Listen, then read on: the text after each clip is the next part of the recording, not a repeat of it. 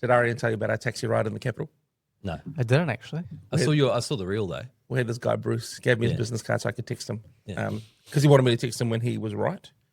He was giving you predictions. Yeah, so he's been driving cabs and corporate cabs and taxis in the capital for like 20 years, eh? What is he, 20 years? 2025. He's overheard a lot of convos. So he said, he's like, oh, I used to be this person's personal driver and that person's personal driver. He drove for Parliament. He drove for Parliament as well. Okay.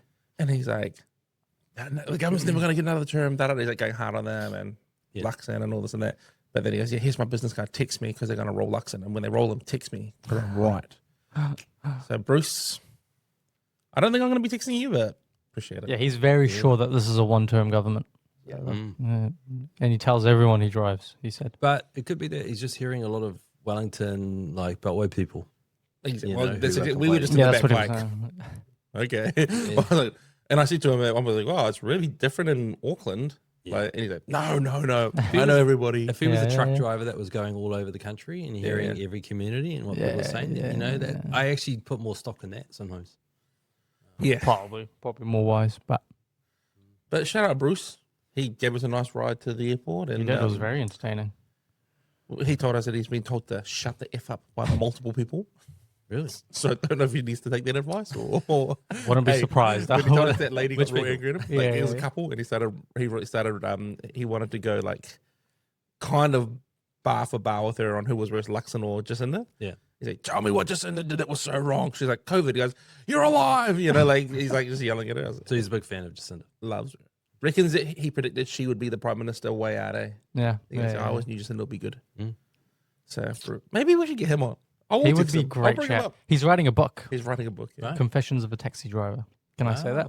Yeah. I don't know if that is actually the name of the book, but he just said, I'm writing a book. You know? You may struggle to get driving business afterwards. It comes it's out. quite odd side. I thought, well.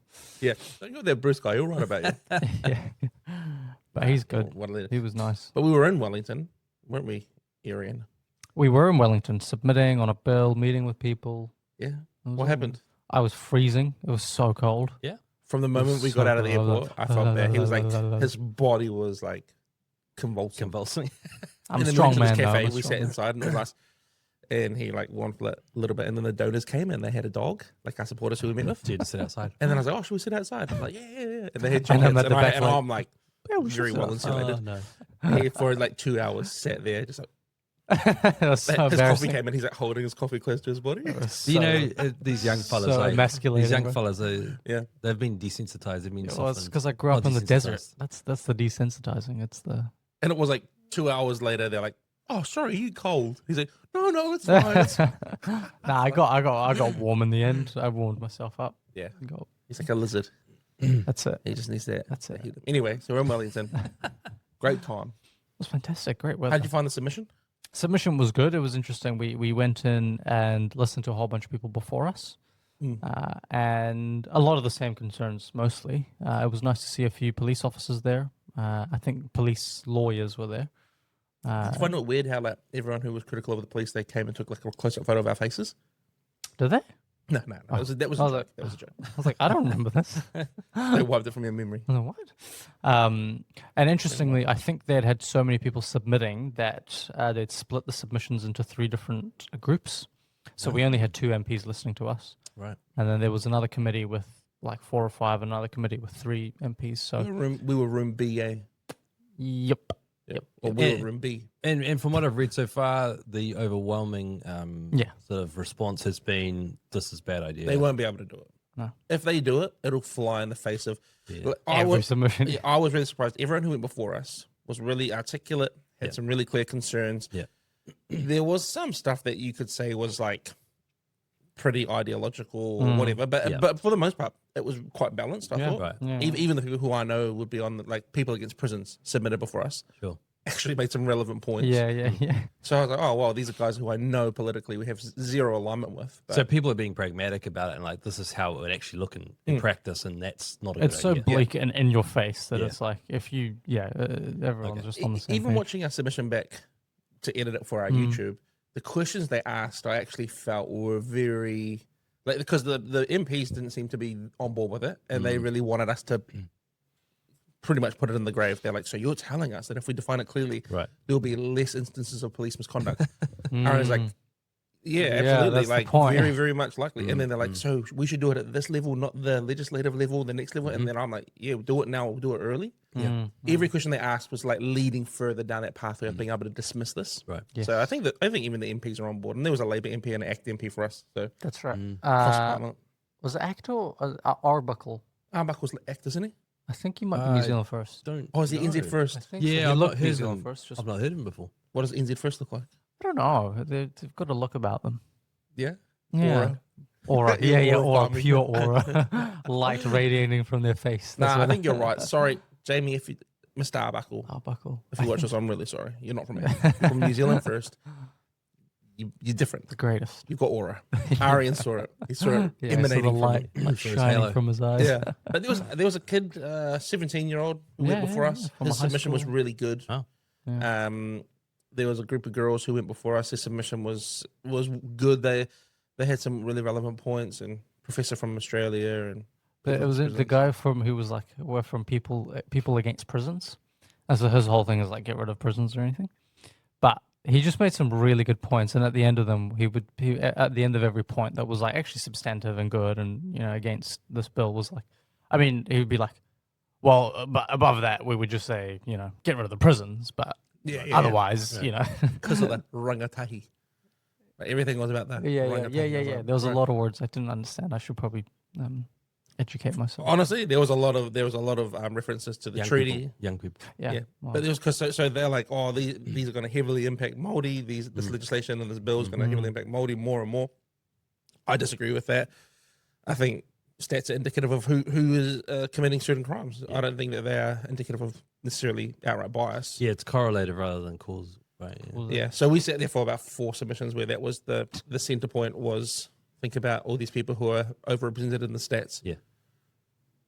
Which was hilarious. I was going to say something, but I figured I probably shouldn't go and throw a cat amongst the pigeons. Yeah. Well, Takutai Ferris was one of the people on the select committee. Yeah. Before we went, I checked and I was like, oh. How was he? Well, he wasn't wasn't in on our our room, but I thought, I bet he's going to ask about Maori. And so I'd prepared some lines, and I didn't see him there. And I was like, I want to. Arian was ready to fight. Arian was going to say, sorry, which party are you asking this on behalf of? Who are you with? Independent. Yeah. Wow. That's crazy. How did an independent MP get in? Yeah. And which Maori party? Yeah. So you're the new Maori party? You're the Northland. Oh no, wait. You're the Yeah. I saw a video about Miriam Mino's new party though. Apparently she represents her iwi. It's like 180,000 people. Yeah. Wow. Northland is a powerhouse in terms of Maori voting. Yeah. I don't know if that's I think that must be the total number. So I don't It's know the how Maori many electorate. are voting. No, I think it's just general population. But Northland is extremely whangarei, strong. It's always been very Yeah. strong. I mean, going right back to when Ngāpuhi first invaded, like the rest of the North Island. So in the 1820s, Or do you see Rawiri said, Hongiika. Rawiri said they're going to run someone up there? Like as TPM? Yeah. I mean, they'll have some candidate. He reckons they've got options, some high level ones, Yeah. He was with Ryan Bridge and he said that they were going to stand in every seat. Yeah. They've only got 4 MPs left, and I think they need 7 Yeah, candidates. there's 7 And electorates. there's I think. 2 candidates in, so 6, so they need 1 more, I guess. Well, Oreni Kaipara has actually just clarified that she's not leaving TPM. Well, has she? Well, she did. She put out an official statement after because her new comms person apparently. Nah, that's rubbish, mate. She Well, put out 2 statements. That's all I saw yesterday. Ryan Bridge was talking to Rawiri about it then. Yeah. Oh, she's a brand new one, isn't she? Yeah, the former TV presenter. She's Tamaki Makoto, so like the Auckland region. So she apparently put out a statement or made a comment that was then published as a statement that she then retracted and blamed on some comms person. Well, Glenn McConnell from Stuff was reporting on it. Yeah. And he's been blamed, but then some people have blamed her comms person, like at TPM, who's new in the role. Well, it's not entirely clear how it's all happened. But Even in that one Ryan Bridge interview, both parties cop it. Yeah. So they're like, oh, why do you hate Glenn? Or why are you taking that on Stuff? He's just doing his job. Oh, it was a comms person. And then later he's like, oh, the media needs to be held to account, I didn't realize that his electorate he'd be going up against Tanya Waikato. Ah. So the new Greens candidate who used yeah. to be the Pāti Māori and Toitu Turiti's lawyer. Yeah. She's running against him and his electorate. Wow. So she understands how TPM work, Yeah. And do you see her Q&A? No. Oh, is this the new Greens The new lady? Greens Oh candidate. my days. Talk to us about it. I know Well, you she love- came to show off her new tattoos, basically. That was the whole gist of the interview. Really? Well, she's like, yesterday I got these new tattoos because I Facial wanted ones, to yeah. show you what I my really hands. believe. and no Jack. I reckon that was intentional. Yeah, they bro. no Jack. I don't know who the guy who interviewed her was. No idea who he was. He was not good. Find He his was name. super soft. Jack would have cleaned the floor with him. Yeah, With her. Jack wouldn't have let her walk past some of Nah. the comments that she made. Nah, She's just like, we never ceded sovereignty. We're not gonna continue that narrative. And And as you We're can see by my independent. tattoos, my tattoos say Toitu TDT and something else. I was like, most people, as I was telling Nathan, most people would sit the day before, like prepare their lines, read some documents, So what do I believe? What are the numbers? What are the stats? She's like, I'm getting a tattoo to show people what I really think. Performative. Yeah. Exactly. That's what you said. Yeah, That's it's exactly pure- what Harry it's- said. it's- Yeah. Yep. No, I think that's come to define the Greens. If anything, TPM are going to probably pull their heads in a bit now because I think they've had some pretty hard words from a lot of kaumata around the country. That's what I've heard. Mm. I don't think their heads are necessarily out there. I think they're up somewhere else. So how do you pull it in Well, from there? What I mean is Uncle like John. What I must mean have is a lot like, of room. I think Rawiri Waititi has actually started getting a little bit more serious in the way he's doing interviews. If you notice that like tone now that he's striking, so compare it to when he started. No, I'm not saying I that. watched his. I'm not about to go and vote I watched for his TPM. Ryan What I'm Bridge saying is, yesterday, and I was like, "Oh, this guy sounds reasonable." Yeah. but I know No, he's not. but We the didn't say trouble anything is- of substance though. But Yeah, the, yeah, well, no, yeah, totally. but the problem is his wife is totally like out of control. Who's his And John's daughter, I John's don't want to lady's say that daughter. in the sense of he needs to rein his Oh. wife in, but But he should. But he could. but she is wild, eh? She's the leader of that relationship. She wears the Well, pants. Yeah. I mean, she's certainly the out there one. And, You're telling and me- that's saying something. Are you telling me he would be the co-leader of Te Pati Māori if he wasn't married to her? Absolutely not. Well, I would say this, where he comes from, Mm. which is the Eastern Bay of Plenty, he's got a lot of mana down there. Like there's a big following in terms of his personal reputation. I don't know how it stands right now, but certainly leading up to his time in politics, he had pretty commanding kind of presence down there. And I would say that in some ways, the Tamahiri Association through marriage and then being, having his father-in-law running the party has damaged that. So if anything, his Yeah. time now in Parliament has probably worked against him. You know what I love about this? You're always giving them the benefit of the doubt. You No, always no, give no, people the I'm benefit of the not- I'm doubt. not and giving I the love benefit of the that. doubt. I'm telling- listen, it's I a used good to- it's a no. good characteristic. So I used to live where he's from, right? Yeah, I spent yeah. 5 years there, Where and was that? down in Aporiki. Aporiki. So, Eastern Bay of Plenty. And people are very independent down there. They live their own lives. They don't really think much about what's happening in Wellington. And Maori are the majority. So it's very much the tribes down there do what It's they hard think to is hard to right. imagine as an Aucklander. Yeah, it is. Yeah. And I'll give you an example. When the first lockdown happened, they weren't really listening to what was going on in Wellington. They just went, yeah, no, we've got all our elderly down here, so we're just going to take some precautions and we're going to close State Highway 2 and until we've worked out what's going on. Who the marae said this? This is the iwi down there. Oh, the iwi, sorry. So they literally set up like I Blockade. don't know if it was own- Māori wardens, but they had representatives of iwi out there on the streets, on the roads, just saying to people, listen, sorry, but we're just not sure whether Wait, we they can closed protect the our elderly state right highway. now. They closed. They were Surely that's not legal. well, I mean, that's the point. Is Oh, people right, saying okay. you can't do that. But they said, look, our elderly right now are vulnerable. doing? We don't know what's going on. Why are you And elderly so- on the highway? No. They were stopping people from coming out. Okay. Listen. I'm They serious. shut down access to because Aportiki because Okay. COVID had just from broken, right? outsiders. But I can still go on the highway. They didn't shut down the whole highway. This is in 2020. This is in 2020, right? just access to Aportiki. Okay, cool. So the off ramp, the there- on ramp. This is before Jacinda put the country into lockdown. They started. They did it They first. said Wow. in our area right now, because there's only really one highway in and out. Okay. So they said, look, we're just going to lock it down for the moment. Not going to let Right, we're gonna outsiders lock in our area. until we can have a clear idea of what's going on Good on because them. our elderly are actually like Well vulnerable done. potentially to this. Fair So once we know what's going on, then we'll open the roads back up. And Imagine trying to shut down all of State Highway too. yeah, but I lived just off State Highway too. So I know how people down that way kind of tend to operate. Yeah. And he's from there. It's the heartland. Another famous Waititi is Taika. He's from there too. So the filmmaker. Wait, Taika Waititi. he's the famous They'll be guy. related. Those Rawiri and Taika will be related, right? Because they're from the same iwi. Yeah, I'd never So- thought about that. All I'm saying is that people down there, and this is true in some parts of the country as well, that iwi have very strong presence, very independent kind of approach to things, and they're not actually that antagonistic. They're not like, when I was down there, I always felt very welcome. I never felt like I was second class or anything like that. I always felt like people down there are actually very confident in who they are. So there isn't that same insecurity that you kind of pick up on from a lot of activists who are trying to constantly assert their identity. They just down there, they just rock it. I think that are people, who they are. I think that once you sit down and think about it, though, most people can work that out. That TPM hasn't been very representative of Māoridom in general. Yeah. And especially when you've got people in Parliament saying that, like Winston and Shane, who are saying our people are not what you're describing as. They're not in the positions, or they don't have the mindsets, or they don't have the grievance that you are claiming they have. Our people are great people, strong people, resilient people, you know.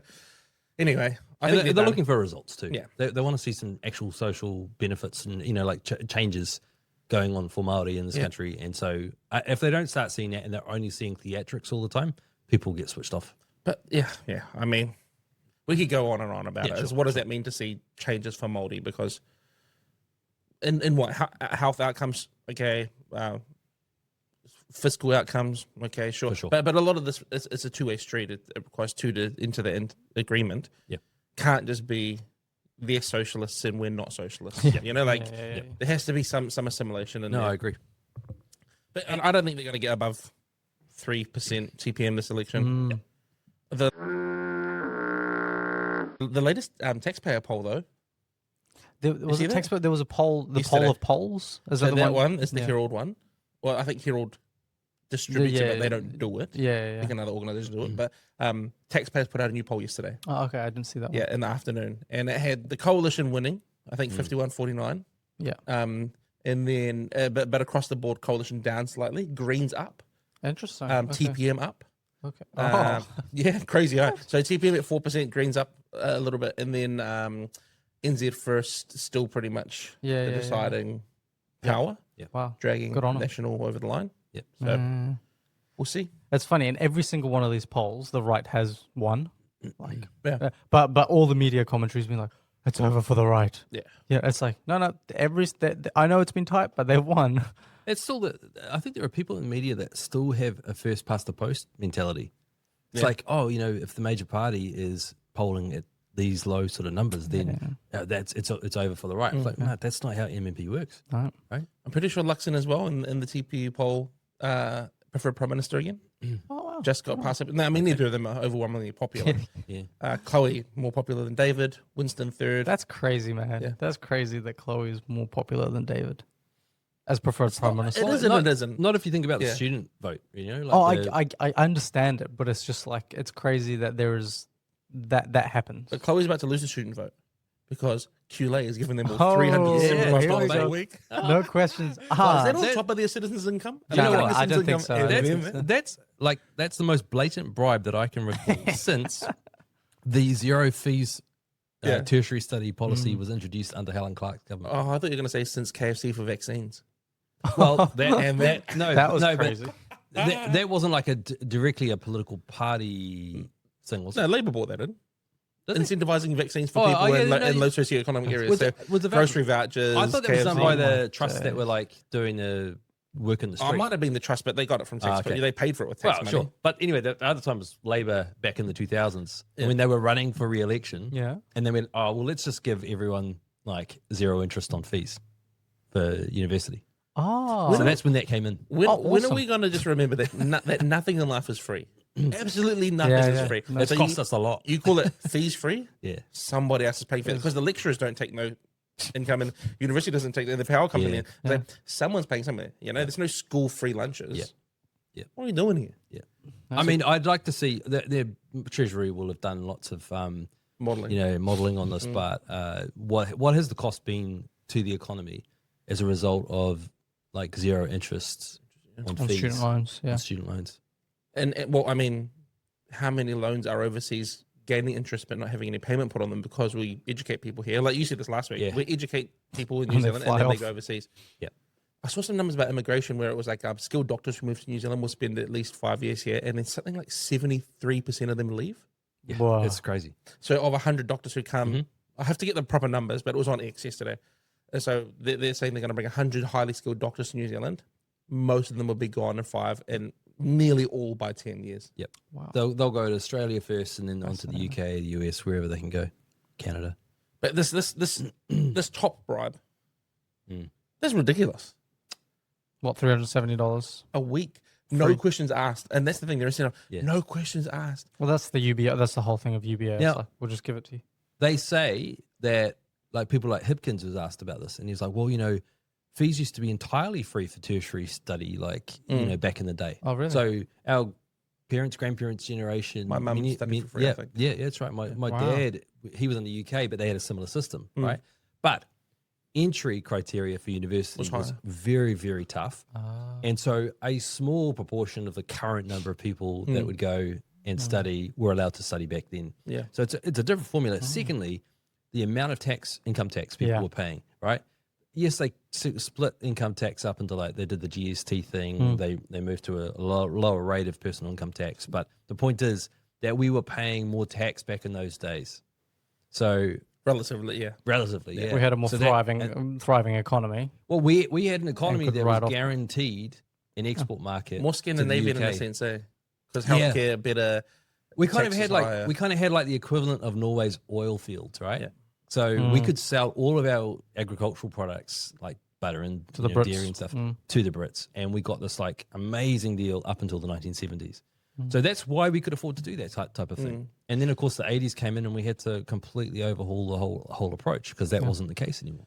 I think that when Winston leaked the fees free thing being over, my first thought was good. This will stop people who don't need to go to university from going to university. Yeah. So many people who go that don't need to be there. And it's exactly what right. you said. It used to be a high threshold to get in. You also used to be able to study a lot less range of topics. Like, why is journalism now a university degree? Yeah, they Get out of there. monopolized so many different industries. The best journalists actually just went at 16 and started apprenticing at newspapers in a really low role, and then they would work their way Well, up. this is even clear in the surge of independent journalism that you can watch on social media. Yeah. All these guys who have zero. They do such Yeah, great media training. jobs. Exactly. This is a guy that I really like from Australia called Punters Politics. Have you seen him? Oh, no. He's a high school economics teacher Yeah. who now full-time Wow. content creation, Punters. but doesn't call himself an influencer despite having millions of followers, because he's like, well, I'm not an influencer. I'm here to represent the people. Yeah. Like, I'm here to talk to the people. Anyway, this is a whole side story. Go check Yeah, out yeah, Punters yeah. Politics. He's really cool. But what was I he didn't go to, he obviously went to university for economics, but now he's a fully fledged independent Yeah, journalist. yeah, yeah, You yeah. know, why do we have all these things going through university? And then university, we've talked about this in the past, but universities increasingly have this monoculture and this one way of thinking that is increasingly like critical theory. And you have that in the law schools, you have that in the arts schools, you have that in journalism and politics, Especially in humanities, yeah. in the humanities and sociology schools. And then that gets fed out into your media if you're a journalist, into your law societies if you're a lawyer, into your HR departments. And then you see how that permeates the entire. But it doesn't matter, because lawyers are going to be phased out by AI. Well, maybe. Very, Yeah, maybe. very much I hope so. the AI Junior is not lawyers for woke. sure. Yeah. Back to our Wellington trip. Did you find the interesting point? We didn't talk about this yet. One of the submissions before us talked about how AI policing would have a bias towards being racist, because police are racist, Yep. and therefore AI will be racist. And so this committee's like, so how do you know this? And then the girl was like, I don't. She's like, I'm actually not I'm an actually expert. not an expert, but It's a hunch I have. yeah, but you know, and she makes what I actually think is like a kind of makes sense argument. She's like, if all the data we feed it has a bias, which is an assumption, if all the data it doesn't have a bias, it just shows a clear pattern. If all the data we feed it has a bias, therefore it will operate on a bias. And they were like, yeah, but how do you know that? Because it will just take data from everywhere and it will come up with something. Yeah. And then she's like, I don't know. If she hadn't said, I actually thought her answer was like okay. If she hadn't said the start of it, which is, I'm actually not an expert on that, she could have presented like a pretty decent case. Yeah. She was like, I'm actually not an expert, and then just waffled a whole bunch of random facts. And that was on the back of making a bunch of claims and allegations yeah. about AI and policing power and how the police use AI. And they were like, well, how do you know that? I don't. I don't. Well, for 4 minutes, you just told us that you didn't know that. Yeah, yeah. Did you see the simulation that they just ran where they got all the main AIs to comment on where the future of AI was taking the world? No. And they all disagreed. All the different AIs disagreed.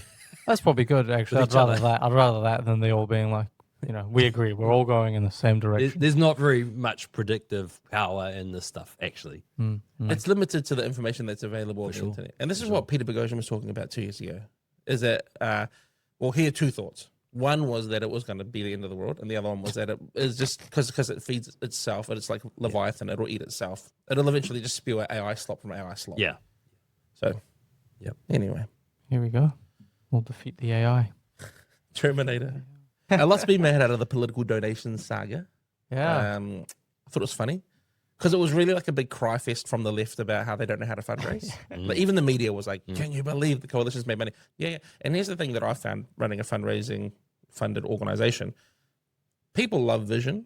People absolutely back ideas, but they'll fund a plan. Yes. And that's what I've discovered through talking to people when I sit with donors and people who want to maybe support Pillar. Yeah. They're completely aligned with what we say we believe in. They completely agree with what we see as valuable. But if we don't actually tell them how we're going to get there, they're very hesitant to give us money. And they don't know what we are, who we are, how we're structured, all these things. I think that is the story. Yeah. It's not that billionaires and millionaires overwhelmingly support the right. It's that the left just doesn't know how to fundraise and they don't have a plan. Well, I mean, people that espouse capitalism as their kind of main economic value will vote for parties that do the same. Yeah, exactly. And those who tend to espouse capitalism as a value are people that make lots of money from companies and doing the sort of things that capitalists do. The funny thing is, as well, is like people who have a lot of money pay more tax already. They put more money into economies through investment, through employment, through like providing like goods. Yeah. And then you want them to fund or give money voluntarily to a party who wants to take all of their money or tax them more, or they just don't have any consistent or they don't have the ability to zoom out and think, maybe that's why these guys don't like me. Yeah. Because I hate them and I want to take everything from them. I think what tends to kind of like get left out is the moral argument for taxation and why it should be done in a certain way as opposed to another way, right? Because a lot of the time we go, oh, it's immoral that these people aren't paying the same, percentage of tax because they live off borrowed money because they have valuable companies that they can, leverage and so on. And you're like, well, okay, but what makes 35% or 30% or 25% the moral figure for taxation? Yeah, they make these moral arguments. Yeah. Yeah. But they don't justify the morality of taxing people at a high rate. They don't go back to the sort of fundamentals, which is, well, what is moral? Yeah. Right. And if we don't have like a worldview that can articulate that, then it's just like how long is a piece of string? How many people do you think are net positive when it comes to tax? Like, how many people do you think pay their way? Is it a large percentage? As in pay their way more than they receive from the government? Yeah. Oh, you mean just across the population? Yeah. I'd say more than not. It depends. If you have to factor in the corporate tax rate as well. Okay. Because if you work for a big company, then you could make the argument that as an employee, you're kind of helping contribute to the productivity, which leads to, say, the corporate tax rate taking that much from the company. So there's that to factor in. Does the owner of that company, can they be solely credited with all of that tax that the company pays? And I would say no, not entirely. But they are certainly responsible for the thing existing because it was their vision, their entrepreneurial risk, and so on. So I think there's different. Again, it's like how long is a piece of string? Yeah. I think we're doing such a bad job in New Zealand at the moment in fostering and encouraging people to take risks. For sure, absolutely. Creating something, starting something, doing something. Yeah, that's right. And because we have too many safeguards, first of all, when it comes to the government will bail you out, the government will back you, the government funds way too many things as well. And then we have this narrative that's being pushed by a whole side of our political spectrum that anyone who's successful shouldn't be or should pay for being successful. More than the blood, sweat, tears, risk, stress they've incurred. Like there should be some sort of financial punishment for being successful. I think on that risk element, we either have to accept, okay, well, look, people will take lots of risks if there are some reasonable practical measures that you can take to kind of back people, right? Because people won't take massive risks if there's absolutely no fallback, if there's no way out, if it goes wrong. Like, people just won't. But at the same time, I think the problem is our government have gone, you need to take these massive risks, and we're going to make you jump through a whole lot of hoops in order to there's achieve so your much goal. regulation. Yeah. And then if it fails, we're not going to have, we're not, first of all, we're not even going to have the settings in the economy that are needed to help foster entrepreneurial enterprise. And so then what happens? Like, people just are disincentivized. Or you have the opposite view, which is like, we'll back everything, we'll support everything, and then there's no responsibility. So the risk is mitigated, but there's no responsibility taken by those individuals that take risks, and they take risks with other people's money. And so that's the balance you've got to strike, is like, okay, if it's your money and it's your career and it's your life that is on the line, then you should get the benefit of that. But if you're doing it with other people's money, then there have to be some measures in place where they know the risk they're getting into by investing in your enterprise and all that kind of thing. So I think it's quite complex in one sense, but it's kind of like, you take the risk, you should receive the benefits if you can show that you've taken actual risk personally. If you don't, then we're not bailing out people that are risking other people's money. Of course, sure. You know, because that's unjust. Yeah. If those people that invest are not properly informed of the risks that you're taking on their behalf, which is what I don't like about some of the big banks, the way they do it. Yeah. I was talking to Arian about the political donations thing when we were in Wellington, and just how when I see someone, and we sort of covered this, but I'm just trying to articulate it better for the listener, you know. When I see one side of the political spectrum being backed more by private donors, I don't see that as an indicator of corruption or bribery or being bought out. And was it you who said that? Someone said to me recently that if political or if elections could be bought, the New Zealand election is very undervalued at the moment. But I see it as a vote of confidence from people, productive people who know what they're actually doing when it comes to money, the economy, productive society. They're backing these people to cultivate that. And they're doing so with a little bit of capital. I see that as a reason why the everyday layperson who is aspirational and wants to be wealthy and wants to actually create a good life, they should see that as maybe an indication on where their vote could be placed as well. And, you know, I think, if you were going to buy an election, it cost you a lot more than $100,000. Yeah. Well, I also think, like, numerically, the left have traditionally had an advantage because you're talking about employees as opposed to employers who tend to vote for the left. And there are way more employees that exist in an economy like New Zealand's than there are employers that exist in this economy. So if employers tend to vote, you know, for right of centre and employees tend to vote for left of centre, then numerically the left have that advantage if you're talking about votes. So in some ways, I think, I'm not saying that like wholesale political kind of like favours through donations, that's a good idea. But it sort of helps compensate for the numerical advantage, I should say, that the left have traditionally had. The big thing is whether there's transparency around this process. Which there is. Absolutely. Is. Any donation over $5,000. Exactly. The threshold is so low. It's such an accounting nightmare as well for people who are campaigning. Like, it's like if you're gifted something, Do I have to declare that? you have to even if it's in kind, and if, for example, if you wrap your MP's car, like, you have to declare that for the election period. So you know the months where it's used. So, and tickets to things and who got in trouble for tickets? Somebody got tickets to some show and they didn't. Declare it. MPs. You see that lady in Australia who's had to pay back $10,000? Annika Wells. Oh, do you remember her? She got in trouble. Headline, She got in trouble for like flying her husband around the world. They took $190,000 trip on the taxpayer. To the NRL or the AFL Grand Final. Yes. But she's just been ordered to pay back $10,000 because she was doing all sorts of stuff on the taxpayer dollar. And she was one of the big voices around the social media ban, but around some other controversial issues where we talked about. I remember talking about this. And she's just out there splashing. Is she one of the Greens? I don't know. Mike Hosking was talking about it. I don't know. Yeah. It's so funny. Eh? Yeah. One of the things with these donations, one of the implications that comes out is, oh, these guys are fundraising more, and so now they're going to be able to get their message out way more. And I don't think that's necessarily true any longer in this social media age, because if I have $6 million, I might be able to make nicer videos, but still I'm making videos on X and YouTube and Instagram that you could do it from your house. Yeah. And so this argument that, oh, they're going to be way better at getting their message out, I don't think necessarily is true any longer.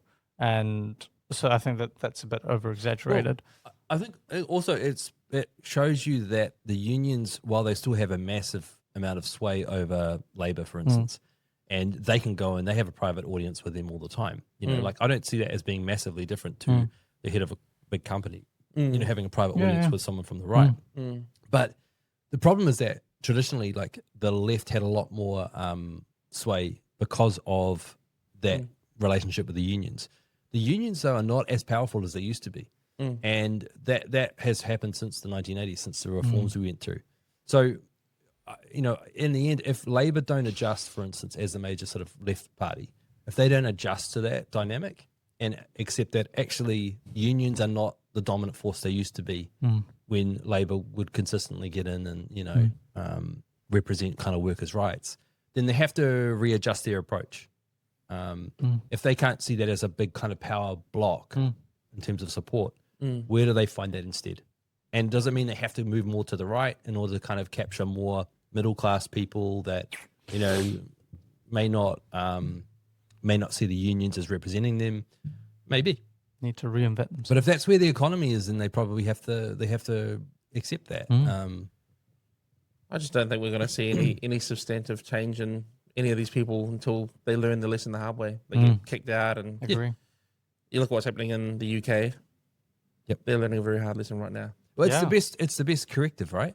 You know, reality. You get voted out. The truth. It's the best corrective because people go, oh, actually, maybe we've lost touch with what the economy needs, what people actually need. But the illusion of there only being two options, two major parties, I think has for a long time that stopped this from happening. Yeah. But now This feels so different. This election cycle all across Western nations feels so different. And everyone's talking about the fringe, the rise of the fringe. Like, oh, the fringe are taking over. We can't let these extremists. The fringe can't take over unless unanimously elected by the people. Unless the people, well, not even unanimously, unless majority elected by the people, right? That's the only way. And then in that case, they're not the fringe. Yep. They become the new center. Yeah, they become the new majority, right? Yep. The Overton window shifts that much. But the media, the establishment, the people with what I've called institutional tenure, they're the ones who are trying to convince us that, well, we can't let this extremist in. But more people, I think, are aligning with what mainstream media will call extreme ideas than ever before, because they're not actually extreme. They're traditional. They're conservative in a sense, but they're familiar. They're what we've been told is wrong, but made our society so great. Yep. We just need to get rid of them. clip that. And that's why you should vote for it. That's why I vote for Te Tokoro Party. And that's it, like that type of like approach that some people are taking is so patronizing. Oh, It's so condescending. It so undermines the spirit of liberal democracy, where it's like, you know what, you might have been to university or you might hold this role in Wellington as a bureaucrat. That doesn't give you the right to say that a whole bunch of people are invalid when they express their political opinion at the you know, the polling booth. You know what's crazy though? It's not even just like Labour Labour hasn't said anything that I've seen dismissive of this. There was Luxon the other day who called them a few grumpy people on hosting. Who called Reform in the UK. Oh, is it? He said, "Oh, it's just a few grumpy people." No. This is that's why a lot of people. That's a lot of I reckon wow. this is part of the problem is that these major parties like the Conservatives, the Tories in the UK, you know, and Labour over there too, that they're missing the boat because they're not understanding that both on the left and the right. That's right. There are these movements now that are pulling away and that are going to get ahead of them. Well, They are getting ahead of them. If they're not careful, they'll be on a boat back across the pond to whatever Morocco tip That's of right. wherever like they that, came from. like that Scottish Emmy, was it MP or MEP? What? Was he Minister Oh, of the one that Parliament? you sent yesterday, the Scottish guy. Oh yeah. The Scottish MP or a member of the European Parliament? I think a Scottish MP. Oh, no, he can't be the MEP. What am I saying? transgender immigrant with no visa got elected to Scottish Parliament. and has to reapply for a visa in order to serve his term or Yeah, their term. trans migrant with no visa or citizenship elected as member of Scotland's parliament. Indian as well. That's just crazy. We had this guy comment on one of our videos this morning. I was doing a little bit of admin, and he goes, "You guys keep talking about democracy. Define it in simple terms." And I was like, oh, "Yeah, like we get comments like that all the time." Go on his page. His this is literally his bio. It says UBI turnover tax, Tiwiti Tiriti, Palestine. It's like Thanos with all the stones, I was like, collecting them. I'm not even going to warrant this guy the response because he doesn't understand anything at all. And he's LGBTQ, something else. What? How does someone hold that many things in tension? Yeah. Because I know that we are all conflicting in some of our views. We all hold a few things. Not everything is consistent. Yeah, but that's crazy. That is multiple personalities level. You know what I mean? That's mental health crisis level. I think that's just stick it to the man. Like that's the mentality, right? Yeah, but if you're going to go that far, if you're going to go that far, maybe it's anarchist. You just back every idea so that they all tear each other apart. It's just like habitual activism. It's definitely something habitual there. All right. Comment on our videos like that.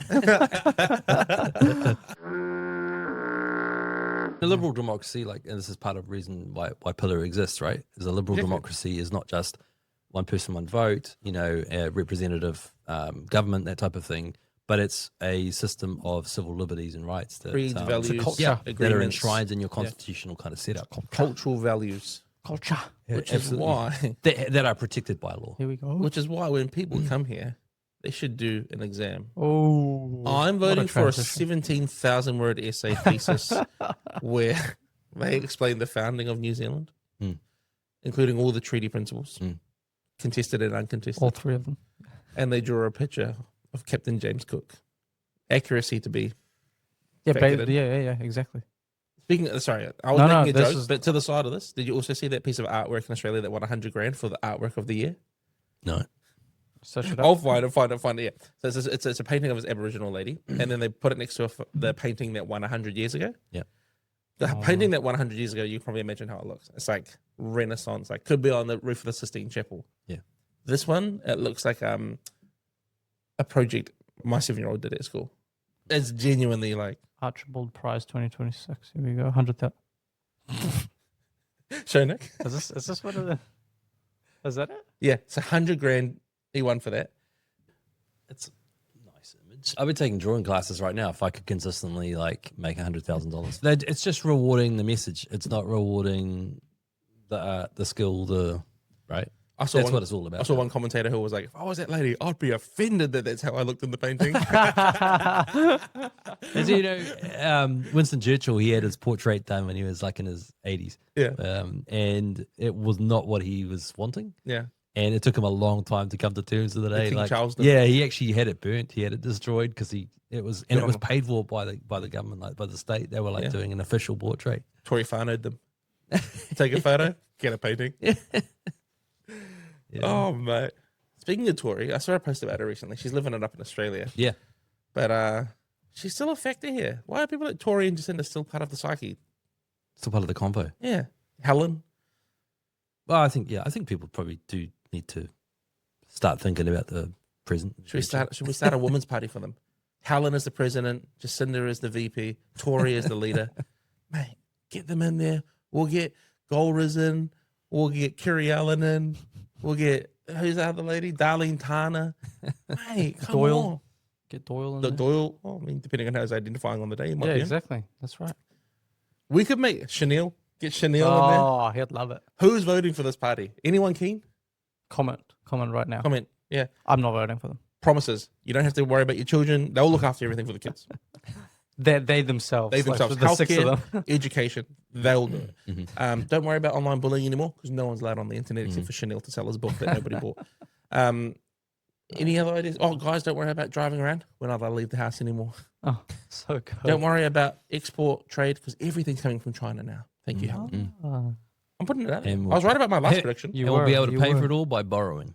It's free money. Now, my prediction about a new party It came true. come true, mate. Remember I Isn't said that crazy? I do That's remember actually that. insane. And I don't think I questioned I it. had another one. Oh, no. Grand Coalition. Grand Coalition. Coalition. Yeah, Laxon called it insane. He really, I didn't want to share rained on that my story. parade. I didn't want to come share on, that man. story with you that Please, day. I was please. like, I'll just let that Please, sit. please. He I'll let that sit. really shot me. He put me down. The Marmite. Marmite sandwich. Luxury Marmite sandwich, yeah. Yeah. It's Jordan Rivers, apparently. I don't know. He's a Labour staff. He's Yeah. current Labour Yeah, staffer. yeah. And there Was was, it current? yeah, and he, on his, Hipkins said he was a former. Hipkins, that was a masterclass in how to lie poorly. He's an idiot, honestly. You said it looked like when your mum was telling you off. It was, so why did he stand like that? Why did he answer like that? Why did he respond like that? She's like, do you know who this is? I know who it is. Who is it? I can't tell you. Right, what an idiot. And then that Jordan Rivers guy, he posts on his normal account, Yeah. like super critical of Luxon and National, and people had issues that he was a Labour staffer, but Yeah. whatever. But on the other page is where the comments are, you know, calling him a dickhead and an asshole and C word and want him to die and all these things.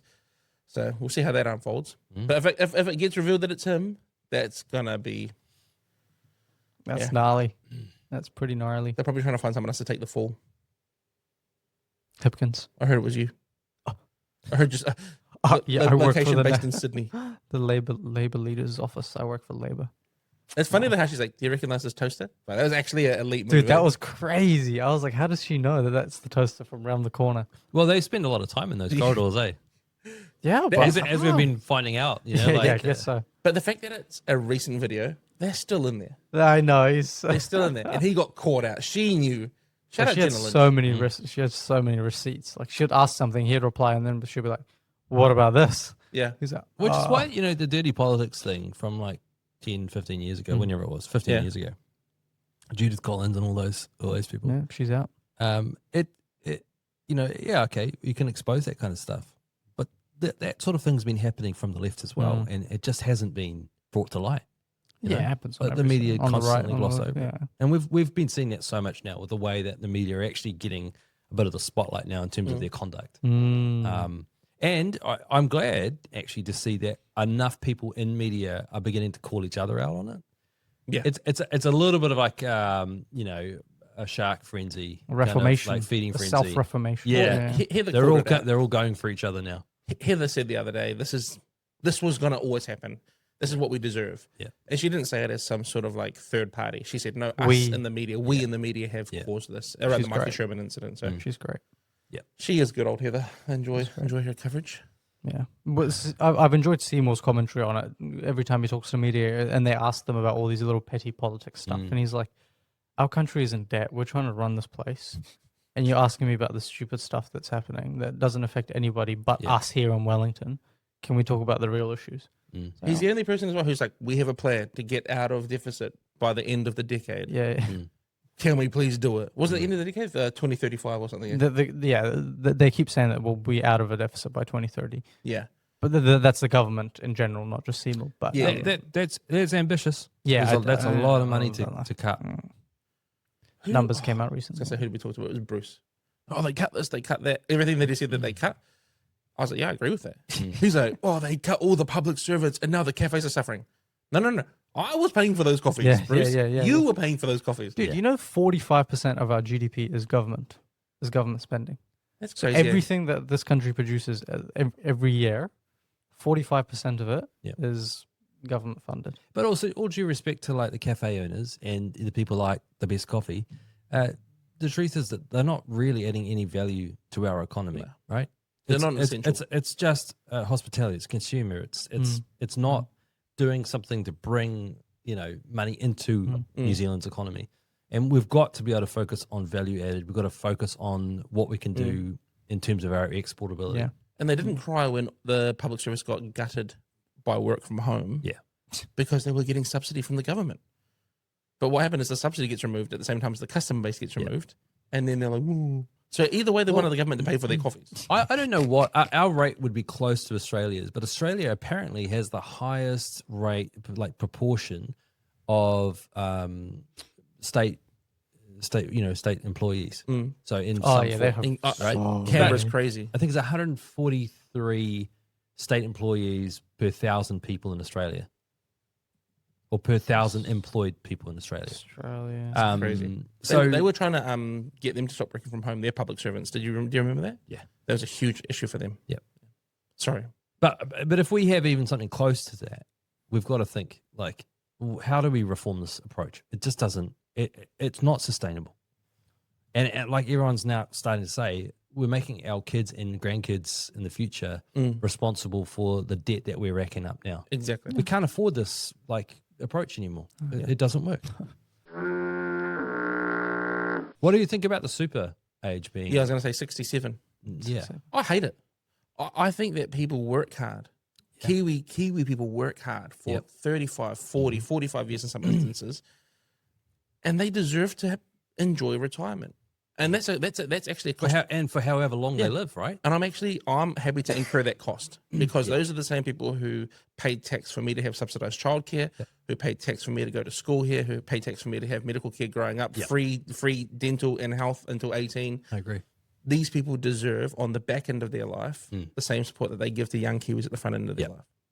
I think where we have to figure out a solution to the problem, because there is a problem. It's not looming. It's already here. Aging population, lots of debt. Sure, I get it. I mean, okay, let's assume that we can only lift the birth rate slightly in this country over the next couple of decades. Okay, we're still facing that. You wait till he starts going. He's got a harem. He's got seeds to sow. Oh my gosh. So let's say that we can't make a massive demographic dent, right? We can't change this. Unless you bring in $1 trillion immigrants. Sure. We've just signed FTA. But we fingers crossed. But let's say then, okay, where do we find this money? Well, we're not going to be able to afford to keep doing this and keep the health system running. So we actually do need to move what we have in KiwiSaver towards more of an Australian approach. Okay. Right. And the Australians are more aggressive. Yeah, they're more aggressive in terms of what you have to put into your fund. But you could do a whole lot of things with that fund that you can't do with KiwiSaver. You actually can access your money in your AMP fund in Australia, in the form of you can borrow up to half of the amount you have in your AMP fund, and then use it for whatever purpose you want, as long as you pay it back at interest back to your own account. You have to prove hardship. No. So you can do it. If you want to buy an investment property, you can do that. True. Yeah. Oh, I like that. See, that's just one feature of their system. One of my gripes is when Deb and I bought our house, she had only been in the KiwiSaver scheme for, I think you had to be in for like 4 or 5 years, and she had only been in for 3 years or something. So at that time, 2017, we were able to buy just with my KiwiSaver, which was amazing. But technically, she's bought her first house now, so she'll never be able to access hers for, say, like, we don't even live in a house as an investment property. My family lives in it. Now we want to buy another house. We can't use that. No. And it's kind of annoying because a house is going to be far more productive in terms of accumulating value and... well, we hope. Well, yeah, generally that's been the truth in New Zealand, right? The equity's growing faster than anything else. Anyway, I do like that idea. I just think it's a hard reality and it's a hard bullet that we're going to have to take, but I think it's essential that we do. And I would be in favor of cutting so many other things in order to achieve that. I just think we owe it to the people who built this nation. I agree. And if we're not willing to do it for them, telling you what, we're only aging one way, it'll be us sooner than we care to admit. Yeah. I just can't even begin to imagine how that must feel to get to the end of your life. Well, this is one of the other problems is that you can take out for your first home all of your KiwiSaver pretty much. And then you're back to zero. You're back to square one pretty much. Now, the problem... It's back fast though, I'll be honest. Oh, but it's still effectively you started the clock again. So there's that problem.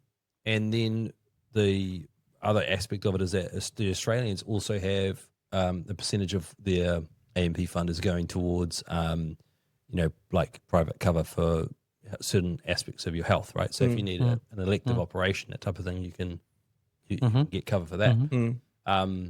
And I think that if we don't if you look just at New Zealand's, the average KiwiSaver account has about $50,000 in it, right?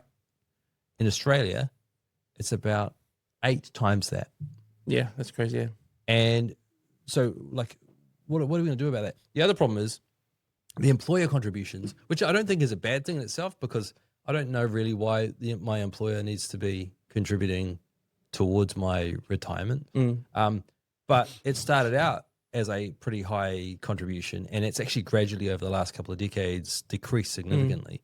So, and I think even the government contributions decreased quite a bit over that time. So really, in the end, you're kind of like you're unable to access your money for about 40, 50 years of your working life, and it's dependent on people managing that fund effectively for that entire period, unless you take it out for a house. Yeah. And then that's assuming that the housing market continues to grow at a stable, steady kind of rate. And you can use your property at the end of it. Yeah. It will. And I'm bidding on it. well, and then it depends on you, like you say, being able to sell that property to downsize, to partially, pay for your retirement.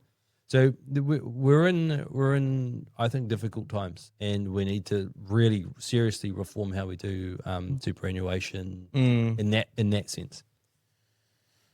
Just give that people what they need.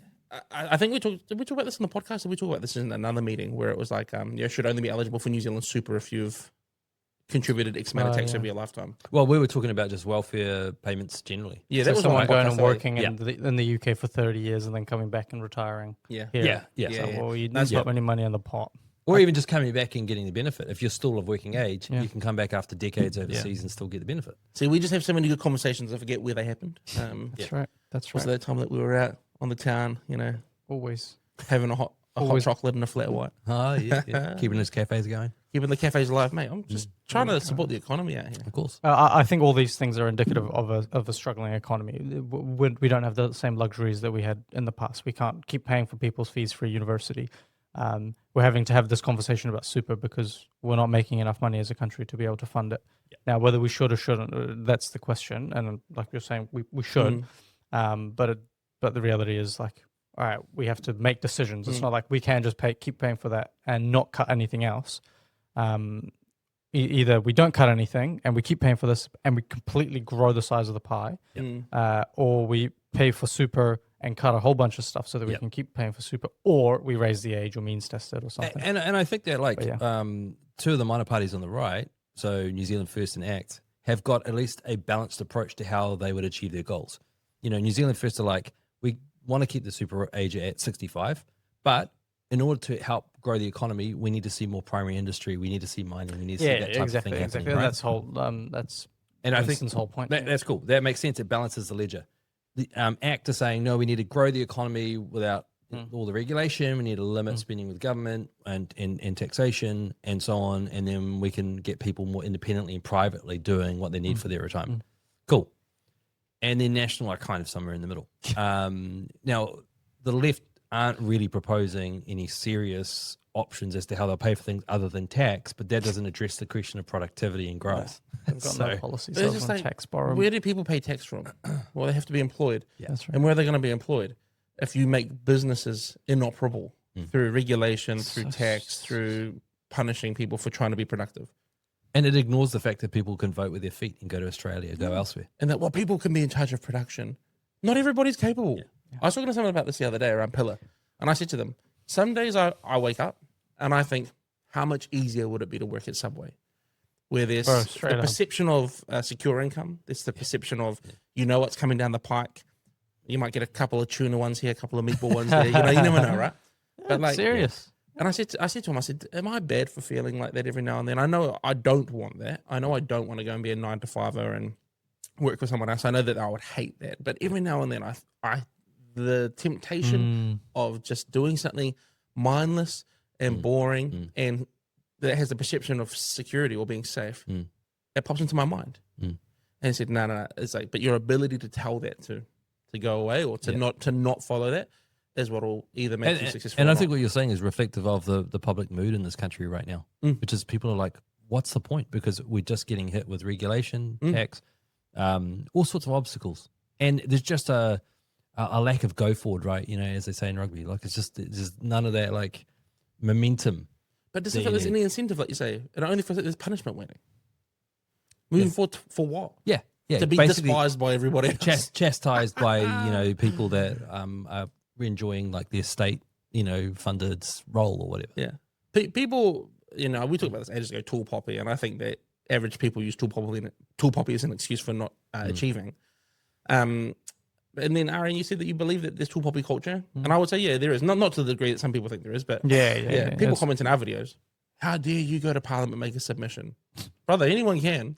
I'm sorry, like literally anyone can. I'm sorry if I'm tearing the curtain and showing you behind the scenes. They didn't ring us, like once they've called us, but they didn't ring us personally and say, hey, Pillar, can you please come? Sorry to break the illusion. But, you know, anyone's allowed to go. There's a guy there in a vest yesterday. Yeah. I wouldn't wear a vest to Parliament, but some people do. Or a Nero jacket. Oh, you had to go there. I want to apologize to the listeners. I feel like I've been very scatterbrainy this episode, but there's just so much happening. It's been a busy weekend. There's been a master plan to it, though. I also had a coffee right before we started.